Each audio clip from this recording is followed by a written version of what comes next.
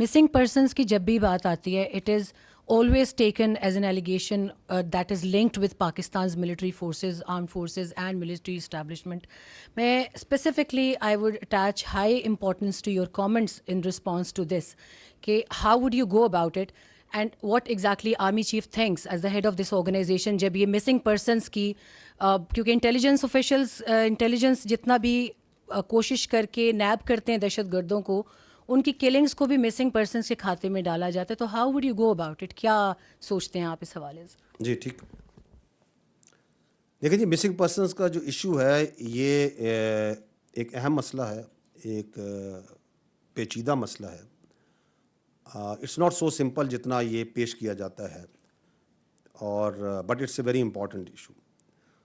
اور یہ صرف پاکستان تک نہیں ہے, پوری دنیا میں مسنگ پرسنس کا ایشو ہے. آپ نے ابھی دیکھا ہوگا حال ہی میں کہ کچھ دہشت گرد جو ان سے ہیں وہ جو مارے گئے, جب ان کی شناخت ہوئی تو وہ مسنگ پرسنس کی لسٹوں میں بھی شامل تھے. تو that's why I'm seeing it's not so simple جتنا یہ بیان کیا جاتا ہے آگے, اور حکومت اس کو بڑا سیریسلی لیتی ہے. مارچ 2011 سے کمیشن آن انکوائری آن انفورس ڈسپیرنسز ایک انڈیپینڈنٹ کمیشن ہے جو کہ مسنگ پرسنس پہ کام کر رہا ہے, اور جو لوگ مسنگ پرسنس کی زمرے میں آتے ہیں, جو کلیم کرتے ہیں, وہ ڈیٹا اس کے ساتھ لاتے ہیں. اب سیاسی طور پہ اور میڈیا میں تو یہ فگر بہت بڑھا چڑھا کے بیان کیا جاتا ہے, لیکن اگر آپ دیکھیں تو مارچ 2011 سے آج تک 13 سال میں اس کمیشن کے پاس جو ڈاکومنٹس لائے گئے اور جو ثابت کیا گیا وہ مسنگ پرسنس کی کل تعداد ہے 10,000 I think 218 10,000 plus some thing کوئی تعداد ہے جو ادھر لائی گئی.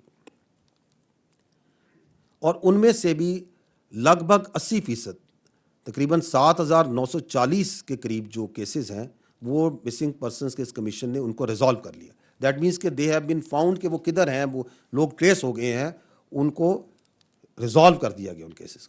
پیچھے 22-23% کیسز رہ گئے جن پہ بڑی محنت کے ساتھ اور ایفیشنسی کے ساتھ وہ جو انڈیپینڈنٹ کمیشن ہے وہ کام کر رہا ہے. تو government takes it very seriously, قانون نافذ کرنے والے ادارے اس کو بڑا سیریسلی اس مسئلے کو لیتے ہیں. لیکن یہ مسئلہ جو سا ہے اگر آپ تھوڑا زوم آؤٹ کر کے دیکھیں تو دنیا کے لیول پہ یہ جو باقی ممالک ہیں اس میں تو مسنگ پرسن کی تعداد, اور ترقی یافتہ ممالک میں اس کی تعداد کہیں جگہوں پہ تو لاکھوں تک میں جاتی ہے. ہمارے پاس تو یہ تعداد تقریباً 10,000 کے قریب ہے, جس میں سے بھی تقریباً 80% لوگوں کو ٹریس کیا جا چکا ہے. فرق صرف یہ ہے کہ یہاں پہ اس مسئلے کے اوپر بڑھ چڑھ کے ایک پروپیگنڈا بنایا جاتا ہے اور اس کو بہت بڑھا چڑھا کے بیان کیا جاتا ہے, اور اس میں کچھ مخصوص سیاسی عناصر بھی شامل ہیں, کچھ میڈیا کے عناصر بھی ہیں, کچھ این جی اوز بھی شامل ہیں, کوئی باہر سے جن لوگوں کے تانے بانے ملتے ہیں, کچھ ایسے لوگ بھی شامل ہیں جو باہر بیٹھ کے. میں جو آپ نے سوال کیا, میں کہتا ہوں آپ یہ سوال کیوں نہیں لوگوں سے کرتے, ان سے سوال ان لوگوں سے جو مسنگ پرسن کا پروپیگنڈا کرتا ہے, آپ ان سے یہ نہیں پوچھتے کہ کیا یہ حقیقت نہیں ہے کہ افغانستان میں جو ٹی ٹی پی ہے, ابھی میں نے آپ کے سامنے ایک ویڈیو بھی رکھی اور ہم آپ کے سامنے شواہد میڈیا پہ سامنے رکھتے رہتے ہیں, کیا یہ حقیقت نہیں ہے کہ افغانستان میں ٹی ٹی پی کے دہشت گرد موجود ہیں؟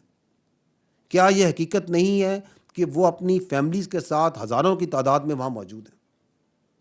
کیا یہ حقیقت نہیں ہے کہ بی ایل اے کے دہشت گرد بھی پڑوسی ممالک میں موجود ہیں, ان کی فیملیز بھی موجود ہیں؟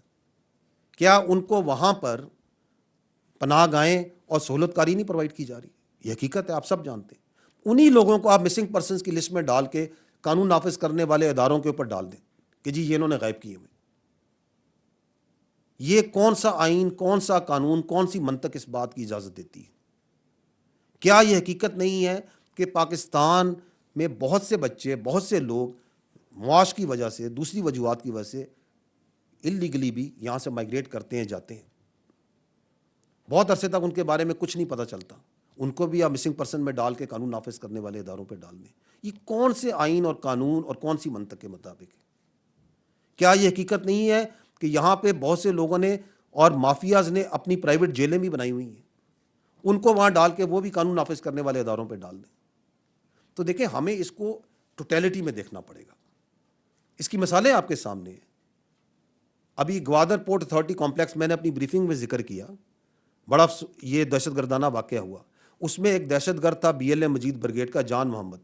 اس کی بہن خود آئی, آپ نے شاید چینلز پہ ٹی وی میں دیکھا بھی ہو کہ شی کلیم دی باڈی, اس نے اپنے بھائی کی ڈیڈ باڈی کلیم کی, اس نے کہا یہ بی ایل اے جوائن کر گیا تھا. وہ جو دہشت گرد تھا وہ مسنگ پرسن کی لسٹ میں بڑے نمایاں طور پہ اس کا پرچار کیا جاتا تھا کہ یہ جون سا ہے مسنگ پرسن ہے. اس سے کچھ عرصہ پہلے وہ مچ کا جو حملہ ہوا اس میں دہشت گرد تھا عبد الودود ساتکزئی, وہ بھی مسنگ پرسن کی لسٹ میں شامل تھا. تو اس لیے میں یہ کہہ رہا ہوں کہ یہ ایک پیچیدہ مسئلہ ہے, اس میں بہت جھوٹا پروپیگنڈا بھی کیا جاتا ہے.